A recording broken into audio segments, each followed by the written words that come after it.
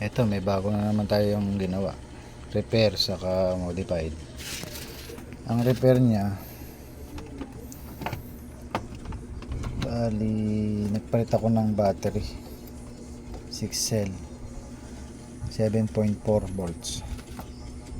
Ngayon, yung modified, naglagay tayo ng power supply ng 9 volts.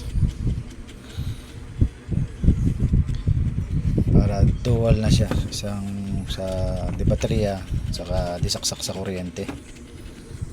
Bale, ang koneksyon ko ito. Yeah.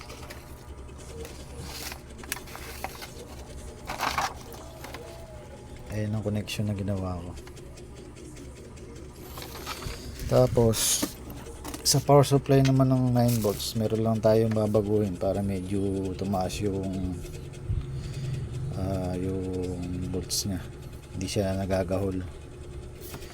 Itong capacitor na 470 by 16 volts, nagpalit tayo ng 220 by 16 volts.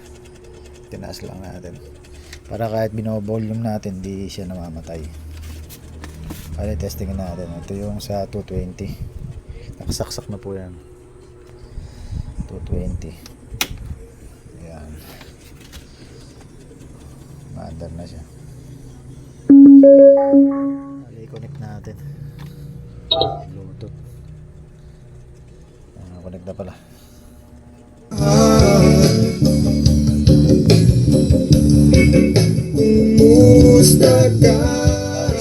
Bali sa 220 yan. Ito naman sa baterya.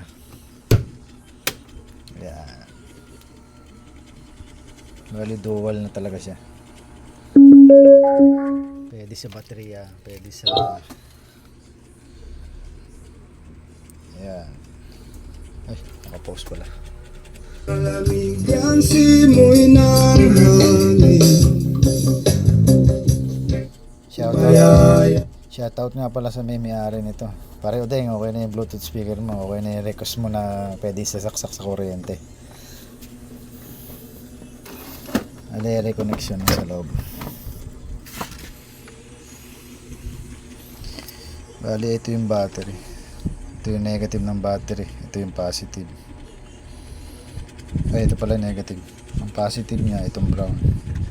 Ito. Nasa switch siya sa gilid. Ito namang gitna. Ito yung sa switch na papunta sa mainboard. Ito yung mainboard. Yung kabilang power supply naman, ito. Sa kabilang gilid, ito. Papunta sa 9 volts natin, ito dito. Alinin lang. Lagi nawa ko dito. Okay na. Nagagamit na siya ng dalawahan. Pwede sa kuryente, pwede sa baterya.